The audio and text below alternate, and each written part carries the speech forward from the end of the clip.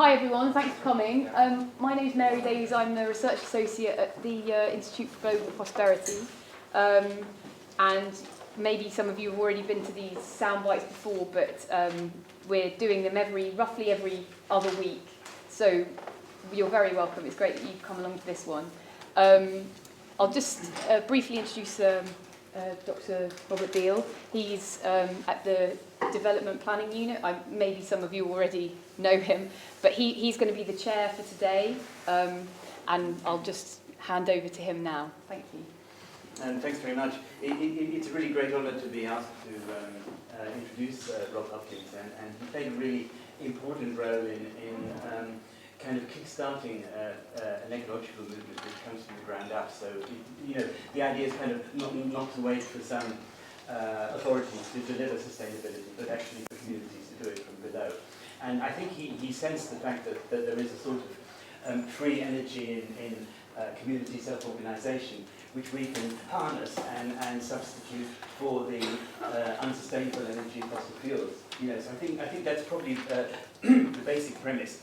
And he sensed that energy is there within the population, within the community, and one needed to find a kind of form, a structure to unleash it. And this concept of unleashing, I think, is fundamental to the transition model which Rob developed. And so the idea was to create a kind of transition initiative within some particular community, which initially was defined as a town, but it might be any kind of area, which I suppose is not small enough for people to kind of get to know each other and for some kind of community feel to be generated there. And he simply started this thing, and then people took it up, and so it actually turned into a mass movement, which is really, really encouraging. And it shows that we can kind of overcome the kind of disempowerment or paralysis which can follow from thinking about the climate catastrophe. He's liberated that whole discourse from catastrophism and turned it into something which is actually fun. So a low input, low emission future can be enjoyable and can actually give a better quality of life. And I think that's kind of very much parallel with what we've been trying to do in UCL. And in the Faculty of the Built Environment, which I'm part of, there's a lot of very interesting work, very, very heavily committed to sustainability and climate issues. And there is technical stuff around lighting and all that kind of stuff, which is very important. But also community engagement and a lot of projects which have been working with local initiatives within Camden. So we're trying to kind of situate UCL within the actual community. And this part of it is extremely important, I think. And my own involvement in this, I've been personally part of one of the transition movements in Brixton in South London, which was the first attempt to translate the transition model into an inner city context. And this raised a lot of very interesting new problems which we were grappling with. And in particular, there was a partnership with UCL, which I'm not sure if Rob knows about it, because there's so many spin-offs of his ideas which he may not even know them all. But we in UCL in 2008 ran a project called Urban Buzz, which is about building sustainable communities. And as part of that, we set up a project called Abundance, which was designed to create a paradigm for food growing in low-income housing estates. So the idea is that you have these tower blocks which are surrounded by grass, which is the kind of model which was used in the 50s and 60s and that kind of thing. And this grass is generally barren, so we decided we came up with this idea of growing food there. And I had the pleasure of working very closely with Duncan Law, who was one of the key figures who translated Rob's vision into reality. And we ran this, and it's really, really successful. And it really helped to create a kind of model which was copied all over London, and I think it helps to launch the kind of groundswell of opinion which went behind the capital growth scheme in London, which has sort of facilitated the unblocking of growing spaces. And I've been involved more recently with Transition Crystal Palace, which has set up some very interesting ideas, like something called the Patchwork Farm, where we've been trying to create kind of networks for local food growing.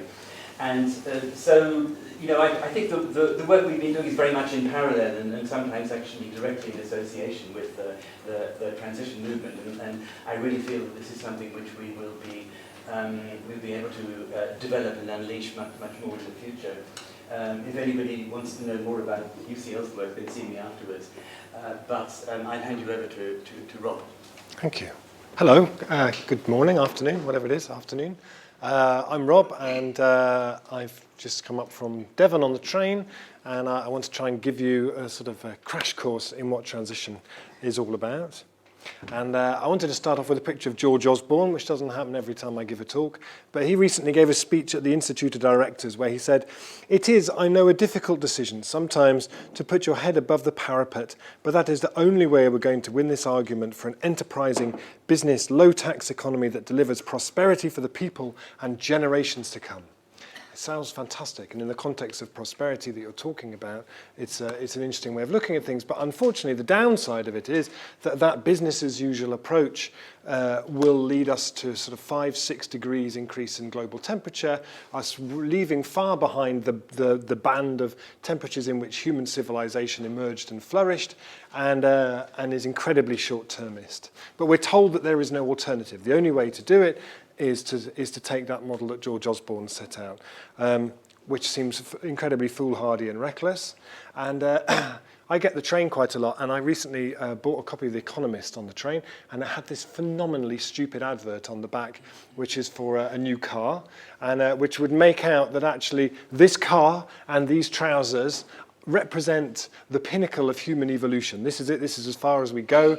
But actually, of course, what's happening around the world is there's a quiet revolution happening everywhere. UCL, everywhere, of people designing the next stage in this story. If that's the pinnacle of human evolution, from a climate perspective, we're really toast. The IPCC published their report earlier on this week, which you probably saw in the news. Every time they bring out one of those things, they have to get the dictionary out to search for more kind of compelling adjectives. And the ones they use this time, I wrote them down on my hand: severe, widespread, and irreversible. I think the next one they do, they're just going to stand there and scream. I don't know quite where else they can take it. You know, that actually this is such a major challenge to our economic model. This is the train line that I came here on today. This is at Dawlish in Devon. This was in February when we had the huge storms, when our train line got washed into the sea, with storms the like of which people had never seen before. It was really quite phenomenal. We had no trains for 4 months. Compared to what climate change looks like in many other parts of the world, that's not really too bad. And the challenge that the climate scientists sort of lay out is that if we really want to keep the global temperature below a 2-degree increase on pre-industrial levels, we have to leave 4/5 of all the fossil fuels we know of in the ground. Gold, coal, gas, we have to keep it in the ground, not burn it. The challenge with that, apart from the fact that we'd quite like to do, but that's what we're used to, is our financial models, our banks, our pensions are based on the assumption this is all going to get burnt, what's increasingly called the carbon bubble. If that has to stay in the ground, we really have to reimagine a lot of the ways in which we do things. And only having this much left means that, for me, that the challenge of climate change goes far beyond the idea that we drive a bit slower, we insulate things a bit, we kind of have different light bulbs. It's a profound challenge, I think, to the scale on which we do things, the way in which we do things, and that economic model, that approach that George Osborne's talking about, is completely redundant. It's last century's idea. Within that, I think we also need to be questioning the idea of whether economic growth, as we've understood it up until now, is really very sensible. I have children. If my children just grew and carried on growing and growing and growing and growing, something would feel deeply out of order with sort of the way that nature works. What we want our children to do is to grow to around this kind of height and then grow in different ways, become kinder and more skillful and more compassionate, and so on and so on. We don't have that expectation for an economy. If we put well-being in there, if we put happiness in there, we put other things in there, the idea that an economy grows forever, that growth is driven by energy, by resources that we really can no longer afford to use in such a way. Also, our economy over the last 30 or 40 years in this country has become increasingly dominated by fewer and fewer people. In the UK now, 97% of all groceries are sold through just 8,000 supermarket outlets. If we imagine that that remaining 3% represents the local independent traders, the local independent economy, that's the economy that we know gives the places where we live their economic resilience. Every time you go shopping, you spend £1 in a supermarket, it's about £1.40's worth of benefit to the local community. Every time you shop in a local independent shop, it's about £2.50's worth of benefit to the local economy, what they call the multiplier effect. But at the moment, what's happening with our government sort of obsession with growth, we have to make the economy grow, is it's all based on how do we grow this. And this is seen as dispensable. This is seen as disposable. And we have this illusion of choice. You know, you go into the supermarket, there's so much choice. But actually, increasingly, that is really supplied by fewer and fewer companies. We see more and more of a concentration of resources and wealth to fewer and fewer companies, many of whom have somewhat colourful creative tax arrangements. And actually, there's a social democracy issue here. There's a social justice issue, I think, that we really need to be addressing.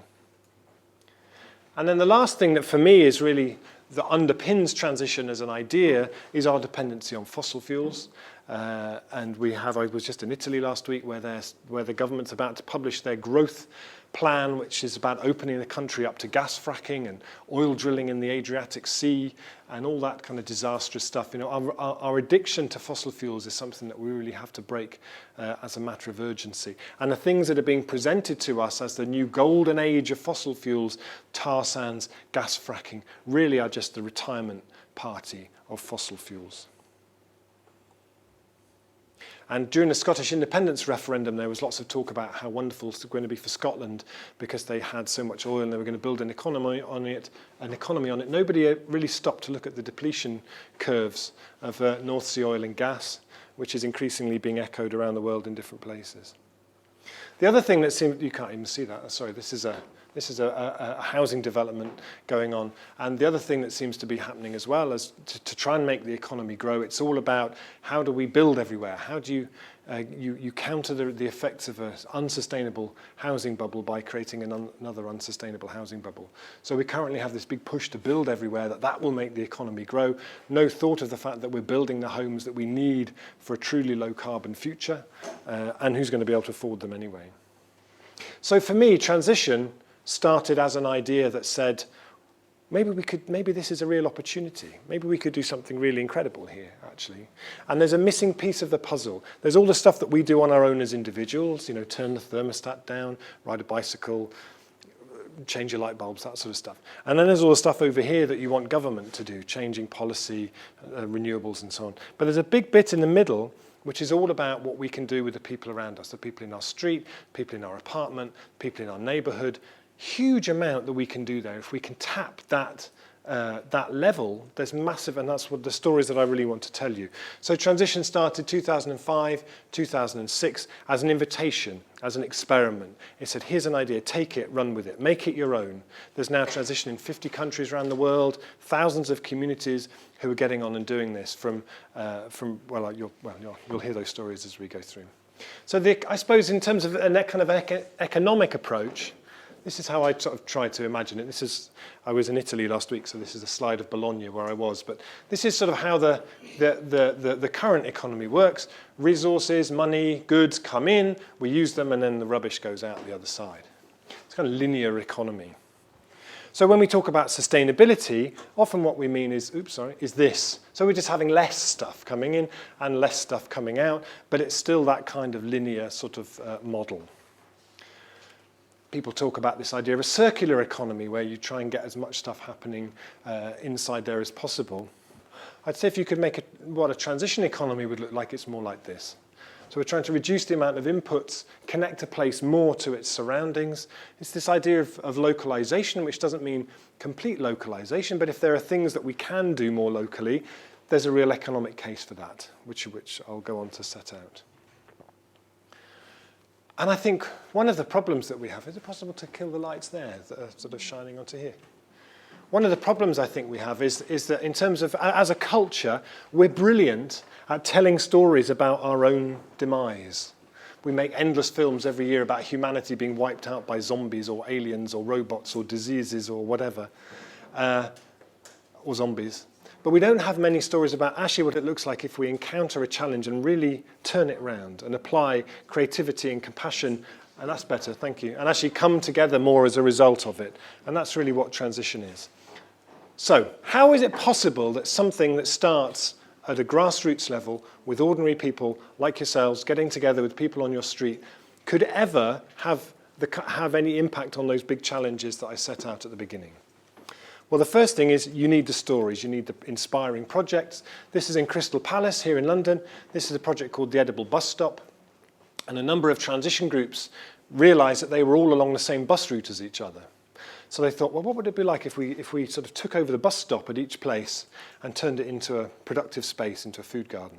So the bus station at the beginning of the route is now the first edible bus station in London, food planting all around it. This is one of the bus stops. So if you're really quick about it, you could get on at the bus station. Each stop you come, you get off the bus, pick a bit of salad, get on there, go the next, get off, pick some more. By the time you get to the end, you've got your dinner. But this is the kind of stuff, people can just come together with their neighbours, give a few hours for a few weeks, bosh, transform a space, and people feel kind of confident. This is in Scotland, a place called Forres, where they created new allotments. The transition group got land from the council, created new allotments, built a building which is now teaching low-income families about food preparation, cooking, all that kind of stuff. This is in Tooting. So in Tooting, they have a very active transition group there, and their question was, what does local food mean in Tooting? When you walk down Tooting High Street, most of the shops on Tooting High Street, everything in the shop comes from the Indian subcontinent en masse. What does local food mean in that sort of setting? So they do a thing every year called the Foodival. And the Foodival, they get people all around Tooting who grow food on allotments and gardens and balconies and so on and so on. They bring it all down to the high street, and they have cooks in all the different traditions on that high street who cook that food and give it away. And they design all kinds of events around that, kind of getting all the different parts of the community engaged in looking at that local food. A fantastic project. This is in Brazil, in Sao Paulo, in a place called Brasilândia, which is one of the favelas in Sao Paulo. And one of the things that's been really interesting was we designed transition as a sort of a detox for the West, I guess. But actually what we've seen is it popping up in places in the developing world, which is really intriguing. So this is in Sao Paulo, in Brasilândia. They use transition there to start all kinds of social enterprises, start new food gardens. They do a lot of work around public health. And there they don't really frame it so much as being around climate change and fossil fuels and so on. There it's more about social justice, empowerment for women, ending violence, that kind of thing. And one of the beauties of something like transition is that because you then have a network around the world, if one place comes up with a good idea, it can spread and replicate very quickly. One of the things we developed down in Totnes was called Transition Streets. Transition Streets is the idea of how do you get people to change their energy use, their water use? What's the best way to do that? Do you send them a DVD or offer them a grant? What's the best way to do it? So the Transition Street says you get your neighbours together on your street, you meet in each other's houses 6 or 7 times, you look at energy one week, water the next week. In my town now, 550, 600 households have done Transition Streets. On average, they cut their carbon by about 1.3 tonnes, save themselves about £600. But everybody who you talk to, they don't talk about that. They talk about all the new people they've met and how they feel more part of the community. This is in Newcastle in Australia, where they're doing Transition Streets. It's happening in Belgium, it's happening in Italy, it's happening all over the UK. These ideas can spread very quickly when you have that network. And one of the things that transition really tries to pay attention to is how the groups work, because none of that stuff happens by magic. It happens because there's a group of people who put their time and energy to make that happen. But often, as we become more and more individualized in our society, we lose some of the skills that we need to run those kind of groups. And we also, there's a kind of the classic sort of activist model of kind of, yes, do stuff, burnout, exhaustion, complete sort of life falls to bits, get up, go, go, go. Actually, that's not a very sustainable model. So in transition, we try and really pay a lot of attention to that. And aware that when you're doing this kind of work, you need some support. You need to support each other. It's not a sort of some sort of great, I don't know. We need to design that in. And Naomi Klein, who's some of you may have heard of, who's just written a fantastic book called This Changes Everything. She was interviewed for this Guardian Live thing, and she talked about transition, and she said, if you're going to, one thing she liked about it was she said, if you're going to collapse people's worldviews, you have to stick around afterwards to pick up the pieces, which is a really nice way of looking at it. You know, in transition, it's about supporting people through, introducing people to these issues, but then what do we do with it? How do we work with each other to make that happen? That side of it is really important. So we also need, I think, to try and be able to argue that this stuff works, that this actually there's an economic model here, there's an approach here. We did a transition network. We did 3 what we call economic blueprints or economic evaluations of a market town, of Totnes, of Brixton as an urban neighbourhood, and of Herefordshire as a county. So we said, where does all the money go? How much do we spend on food every year? How much of that goes through independent businesses? How much of that goes out through chain businesses? In the Totnes one, it's a town that has maybe a stronger local food economy than many other places. We found that we spend £30 million on food, and of that, 22 million leaves through just 2 supermarkets. In Brixton, 93% of what was spent on food left through supermarkets, and when they cashed up at the end of the day, 90% of that was gone out of Brixton, had no loyalty to Brixton whatsoever. It means that you can then start to say, in the Totnes one, well, if we could manage a 10% shift to supporting local businesses, that's £2 million in our economy every year. That's economic development. But that's economic development that we have control over, not something that we're waiting for Apple to come in and open a factory in our town or something. This is in Scotland, Sustaining Dunbar, who are a very good transition group up there. They did what they called a community resilience plan, again, that sort of was a strategic look at what moving in this direction would look like. This is Growing Communities that was mentioned at the beginning. Oh, no, maybe it wasn't. But anyway, this is Growing Communities in Hackney, who are a fantastic local food initiative there. And they've done some really interesting work, excuse me, looking at the extent to which London could feed itself based on their work.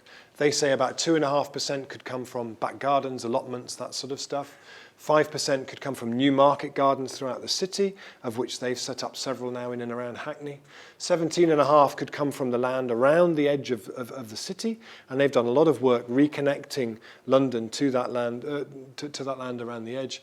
35% from within 100 miles of London, 20% the rest of the UK. So they argue that 80% self-sufficiency from within the country.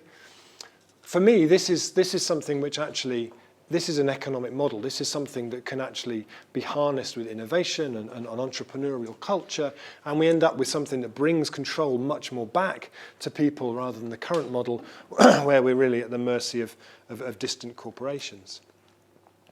So if we have a model, we have a different way of looking at how the economy of somewhere like London or the places where we live might work.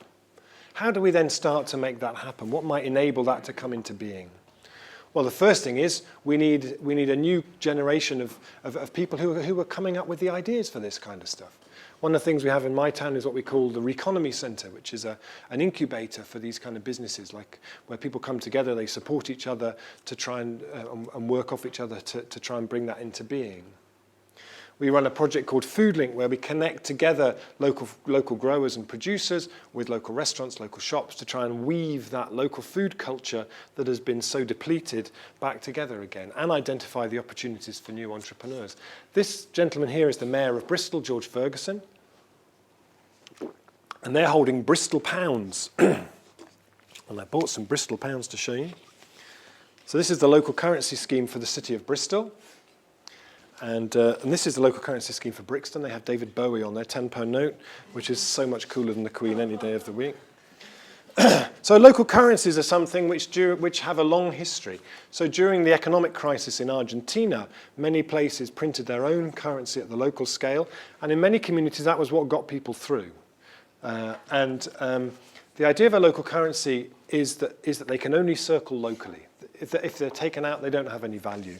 So they call the Brixton pound money that sticks to Brixton. And so George Ferguson is the first mayor that I know in the world who takes his full salary in local currency. You can spend the Bristol pound on the buses, you can pay your council tax with them, you can pay your business rates with them. They have a whole, as Brixton do, they have a pay-by-text system where you go into the shop, you text the shopkeeper, that's your transaction done. But you only use that in local independent traders. It's a really powerful tool for getting people to revalue and reconnect to their local economy. This is in my town. These are Totnes pounds. Clearly they're not that big. That would make shopping quite a cumbersome kind of a process. But these are our Totnes pounds. And we have a £21 note. Because you can. Why not? You do what you like, really. You can have a £17.35 note if you wanted to. But part of the idea of the £21 note was that it tied in with the economic blueprint. So people could buy these for £20. So the argument was, if we could make a 10% shift to supporting local businesses, that's £2 million in our local economy every year. Well, here's the first 5%. And they're so much more beautiful and interesting than sterling. Sterling are so boring. So how do you get the community behind? How do you generate community support to make this kind of thing happen? One way is using tools like open space, sort of self-organizing, people-led models where you get people together to come up with new ideas. Very different model from a consultation where you say, what should happen? And everybody says, what somebody should do is, in open space, the question is, what can I do? How can I make change happen? This is a food open space we did in 2007. Looking back now, 7 years later, most of those projects actually happened because people came together, they were inspired, they brought the questions and things they cared about to that meeting. One of my favourite things that we do, which is starting to be replicated in other places now, is called the Local Entrepreneur Forum. And the Local Entrepreneur Forum says if we want to create a new economy in this place, we need to support the people who are coming through making that happen. The people in our community who are starting the new businesses that represent the new pieces of the jigsaw puzzle.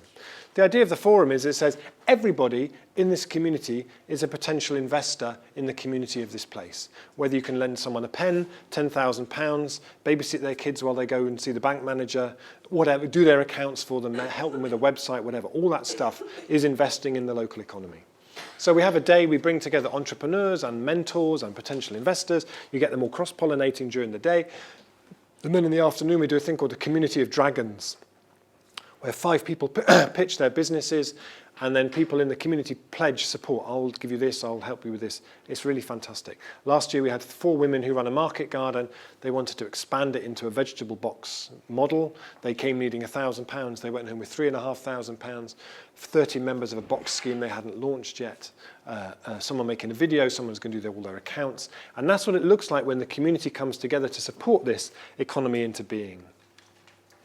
And how do you bring investment in to drive this as well? If you've got people with ideas, how do you then resource it? Where might the investment come from to really scale this up?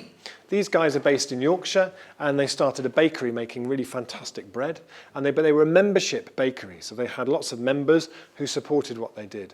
When they needed to expand the business, they needed to borrow £40,000. They went out to all their members and said, please lend us some money. We need £40,000. We'll pay you 6% interest. Very attractive, not easy to get these days, in bread, which cost them about 2%. So everybody won. They call it a bread bond. These kind of innovative models for how you finance stuff are really interesting. This is Transition Norwich, who started a farm. They have now about 200 members of people who this is their farm. They are joint owners of this farm. They go out, they help on it. It's become a big part of their lives. This is in Liège, in Belgium, where I was a few weeks ago, and the transition group there had been going for a couple of years, and then they had the question, what is it that really brings people together in this place? Is it climate change? Is it economics? Is it wine? I think it might be the wine, actually. That could be the thing. So they started a community, a cooperative vineyard, and they raised nearly €2 million in shares from local people to start a vineyard. They're making their first wine as we speak. And transition is something that's very ambitious. We want to change the way that our local economies feed themselves, power themselves, house themselves, run their economies. And actually, we can't really do that just meeting as a small group on our Wednesday evenings. This needs to be more kind of ambitious. And this is in the city of Bath. Bath and West Community Energy is a really interesting community energy company. They developed a model from the beginning where people could move their pensions, self-invested pensions, into a community energy company. And they were able to offer a reasonable kind of rate of return for that.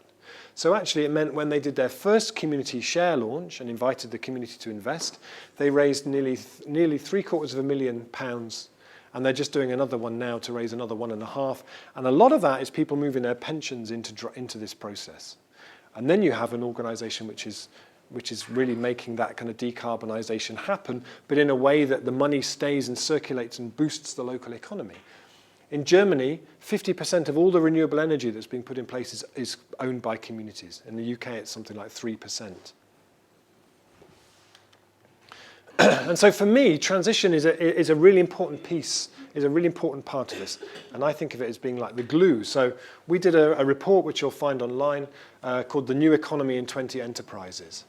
And what we said was, what we need to see is new enterprises or existing enterprises which have certain values. They're about promoting localization. They're rooted as part of their local economy. They're about resilience. They make the place and its economy more resilient to shock. They're about bringing assets into community ownership where possible. They're not purely a profit-driven model, but they're also a model which is about has a wider social purpose. They're low carbon in what they do, and they also recognize that we live in a world of limits. We don't live in a world of sort of endless resources. We identified, so there was 130, 140 that we identified, and we pulled out from that 20 that could happen anywhere. Any town, any city could have its own currency, its own community energy company, a community bank, a community transport system, something that is repairing electronic equipment as an enterprise, community farm, a different way of caring for the elderly, different ways of doing construction. All those models exist. They're up and running in different places. But what transition brings to it, I think, is the glue that sticks it together. Because anybody who studied ecology here, you know that in something like a rainforest, the resilience of that system doesn't just come from the diversity, it comes from the relationships between. It's maximizing the beneficial relationships between the different elements is what really does that. And transition is a very powerful tool at the local scale for knitting all of these things together, for creating the narrative why all these things really, really matter. So I just want to tell you, before we have some time for questions, about some things, a couple of things that I'm involved with in my town. So Totnes is a town in Devon, about 8,500 people, and it was the first transition initiative in this country. And in 2007, the milk factory in our town, which is the biggest employer in our town, which is called Dairy Crest, closed down. This was the front page of our local newspaper on the day when it closed. And from the day it closed, as a community, we said, we want to develop that site. We want to be the drivers of what happens on that site. It's not okay just to have the usual development model where a developer comes in, builds something, goes, all that money leaves. You know, you can think of the current development model as being as much of an extractive industry as a supermarket. It doesn't have any loyalty to the place. It's about developing, making money, and leaving again.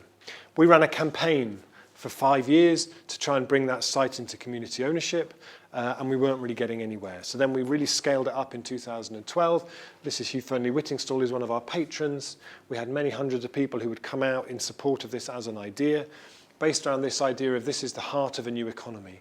We called it Atmos because Isambard Kingdom Brunel had built this building here as a pumping station for an atmospheric railway project he did that never really worked, but it's a bit of our history. And then in September this year, we finally signed the contracts with Dairy Crest, and this is the event where everybody came down and we told everybody what had been decided, and we're now in the process of consulting the community about what's going to happen on this site. But what we want to do is for this to be a real catalyst for our local economy. We want to take that thinking about local food and apply it to the materials that we use. What would it look like if we built using 80% materials that came from within 10 miles of our town?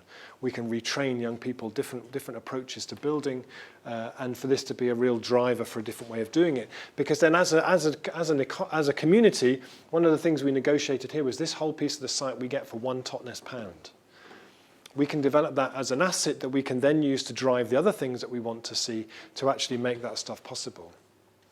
And for me, one of the things that I'm involved with as well is we started a brewery called the New Lion Brewery. And I'm really taken with the idea, this is kind of what it looks like when the different things that start to emerge actually are all part of the same story. So the brewery has been designed as a social enterprise, which is about celebrating and supporting the new emerging economy in the town. So when we had the announcement event about the Atmos project, we also did a special limited edition bottled beer called Atmos Ale that was part of that and about making it happen. So just a couple of thoughts to finish off. So sometimes people say, well, transition's all very well, but all this sort of local scale stuff, it's never going to affect national policy.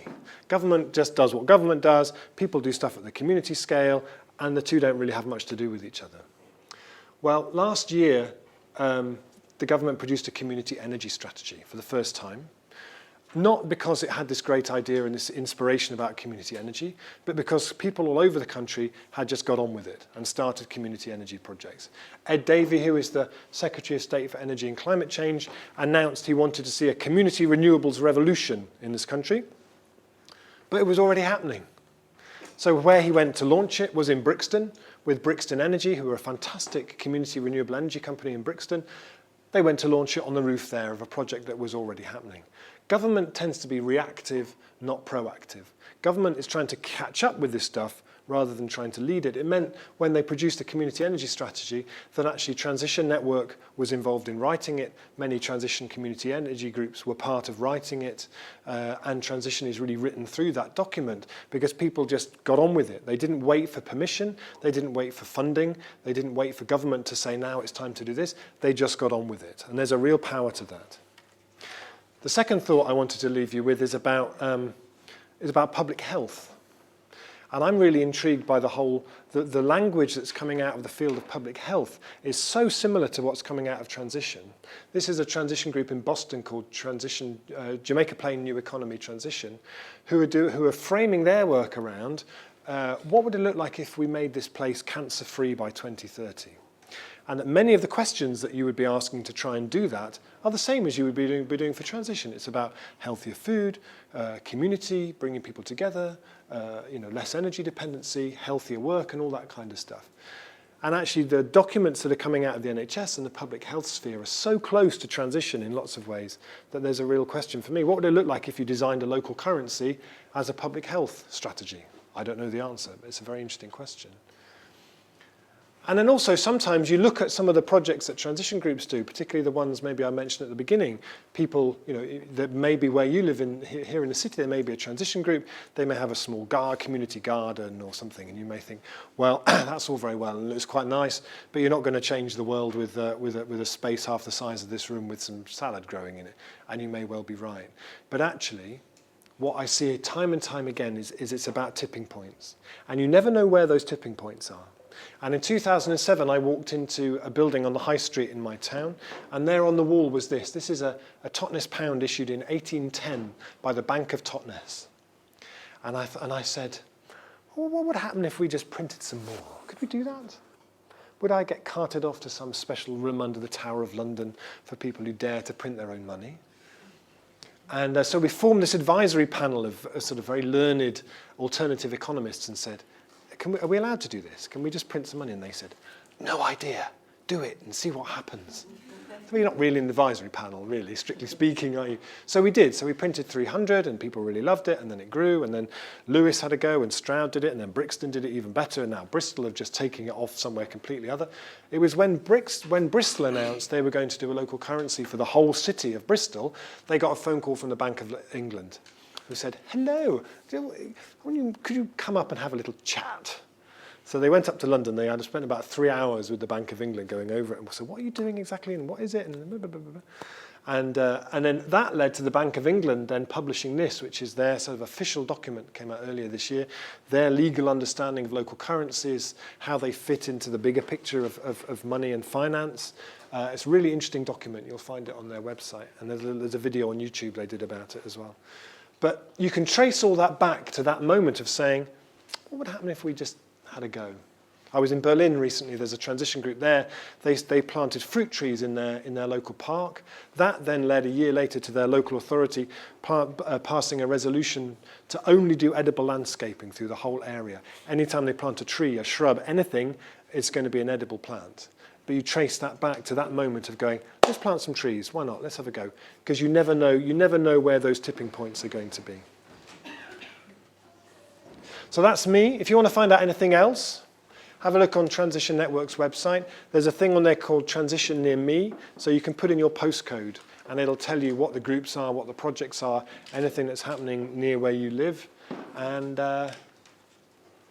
we've got 10 minutes for questions. Anybody got yes? When you started that in the beginning, you said you were criticizing a bit George Osborne, yeah? but it's his government, like they're promoting this big society and the localism agenda. And if you ask them, they'd probably give like what you're doing as a good example of the big society. So are you in agreement? Do you think that's what you're doing? I think the big society, they don't really talk about the big society very much anymore, because it's rather hard to kind of put the idea of the big society alongside some of the most savage kind of austerity measures that have been known in recent history. And the idea that you kind of kick the stuffing out of a community and then say, would you like to run your hospital? That doesn't really work. So I think there are things within the big society idea that were kind of inspired by transition, actually, but they just didn't really quite get it. So within the localism stuff, localism is a real double-edged sword, because there's some good stuff in localism, but actually in reality on the ground, what localism has led to is a complete free-for-all for developers to build wherever they like. The National Planning Policy Framework basically says there is now a presumption in favour of development, and all development is now sustainable development. So all development is a good thing, and the presumption is in favour of it. So it's really, really hard to stop development, and all development is a good thing because it makes the economy grow. And so so there are some things like the community right to build order, which we're going to do in Totnes, which is a really interesting power that was given to communities in the Localism Act, which says if you can show that you've engaged your community and you've done a master plan and really consulted everybody, and then you put that, you submit that, and you have a vote, you have a referendum. If more than 50% of the people who vote in favour, that's planning permission. It's a new route to planning permission for community projects. It's really interesting, but it's been available for 2 years. We're the first people who are actually going to do one. Because you can give powers to communities, but actually for a lot of communities, they're so exhausted and underfunded and unresourced and disempowered that it's actually, Totnes is quite an unusual place in that there is that spirit of let's just do it, let's get on with it. We'll have that power, thank you very much, and we'll do that with it. But you need to be giving communities support as well. But it's the disconnect, I think, within the current coalition government, that it is, they wanted to be the greenest government ever, was their thing at the beginning. But actually, it's this quasi-religious obsession with economic growth. It means that climate change has just become, climate change is something we'll deal with. You have to have a growing economy in order to have the sufficient comfort and resources to think about decarbonising an economy, which is totally, totally insane, wrong way of doing it. Because what it means is the infrastructure you build now is locking in all the carbon demand for the next 20, 30, 40 years. Yes. Thanks. So I get thinking about what communities can do and can they not do, particularly because I'm like Robert from the Development Planning Unit, and we do a lot of work in the Global South.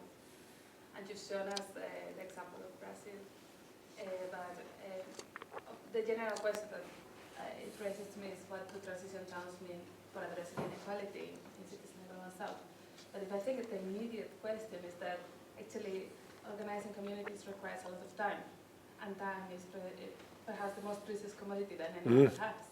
If I think about my own failed efforts to engage with the transition network, has been that absolute lack of time.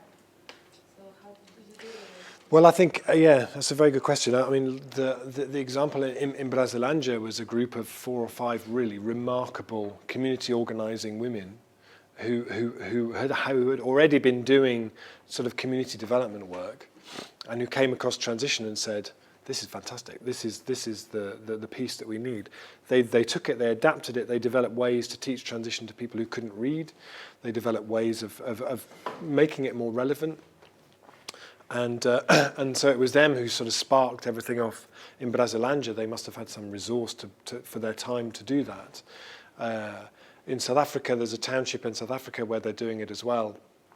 And again, that was some people who were doing sort of a fairly standard community development approach, who then saw transition as a way of doing much, much, much more and thinking differently about what they were doing.